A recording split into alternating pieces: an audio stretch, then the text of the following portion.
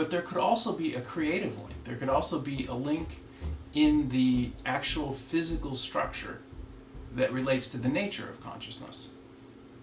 And with astrotometry, I'm going to probably introduce yet another possibility, yet another way to look at this. But the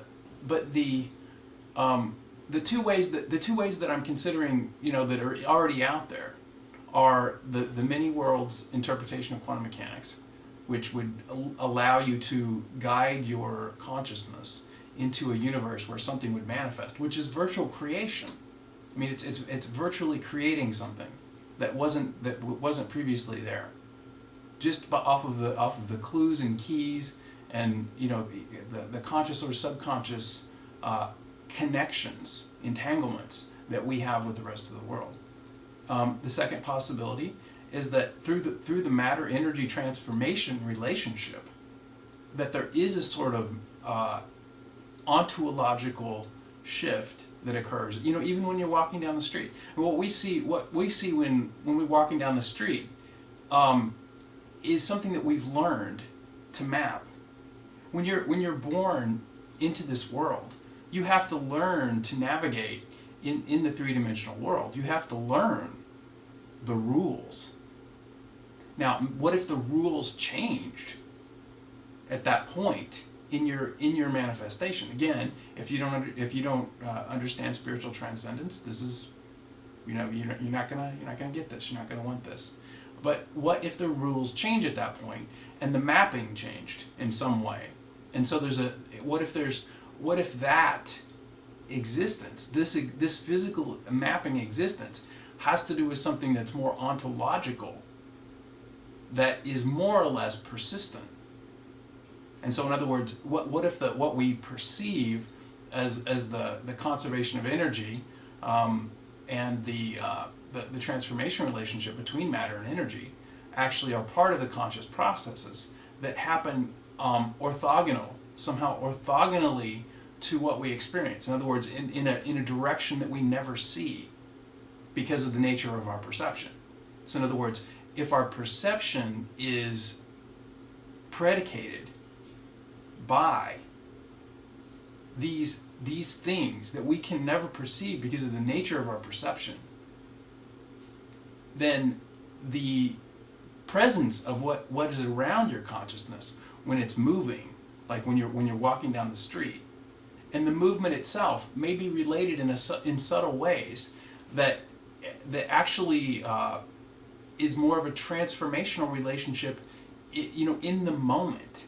And so when we look at one another, I mean, this is really similar to Douglas Harding's headless philosophy. When you take the world for everything except for this, when you see that, when you look at yourself, you don't see this. This is what you don't see.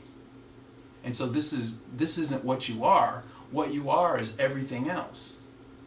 And so there's this transformation relationship, this continuous ontological mapping shift that happens orthogonal to our perception of the rest of the world. This is consistent with the idea that we're all part of one consciousness or one being. And I think that if you treat the world that way, I think that's a very advanced way to be able to treat the world.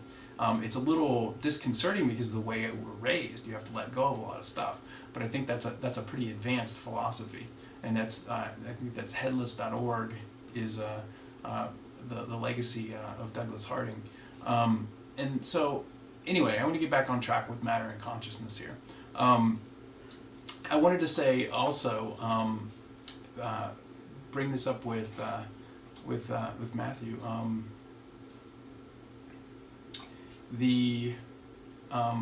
I think that there is an answer to this question. I think that there is an answer to whether or not a relationship exists between what the relationship is. I think at this point it's a question of what that relationship really is. But I think there's an answer, and I don't think that mysticism exists to treat this as a mystery. I don't think that's the point of mysticism. I think the point of mysticism is to understand the mysteries. In other words, we have the knowledge that something is not known. and mysticism is about ways to know it. And so the thing that I said about this, mysticism isn't just about recognizing the mystery and its reasoning. It's about ways to know the answers to the mysteries. So the mysticism is about the ways to know the answers. It's not about just saying, "Oh, everything's a mystery." I don't think that's not really mysticism. Mysticism is about working out the details and the metaphysical ways of understanding, and not metaphysical as in the phantasmagorical blah blah blah, but the deeper philosophical observations that have to happen within the mind's eye. That's what mysticism is really about. And there is an answer. I think there's an answer to how it actually works. And I don't think that by treating it as this thing that we shouldn't conclude something about, that we're actually making that much progress. Obviously, there's going to be shifts. There's going to be changes. So we don't want to hold on to some explanation.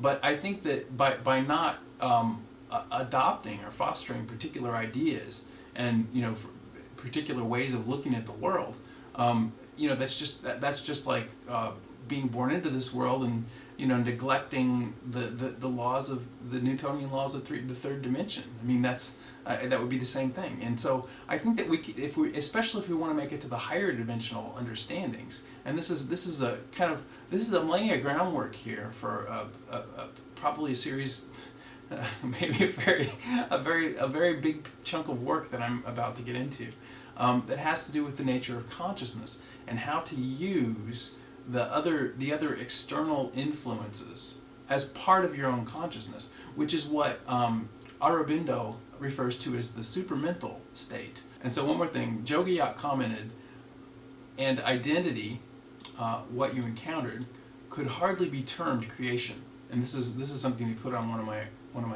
videos.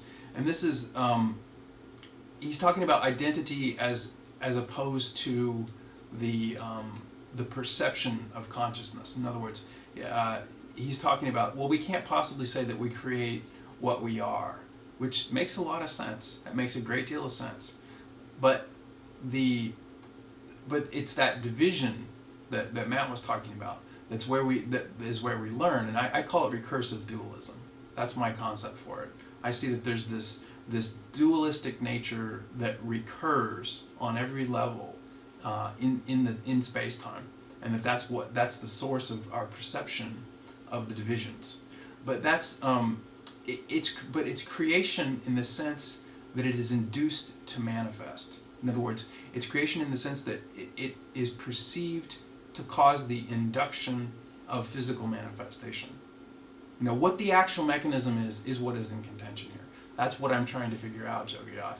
And when you I use the example with the building, and the universe, if it's infinite, then you can navigate to a particular place, and that's virtual creation.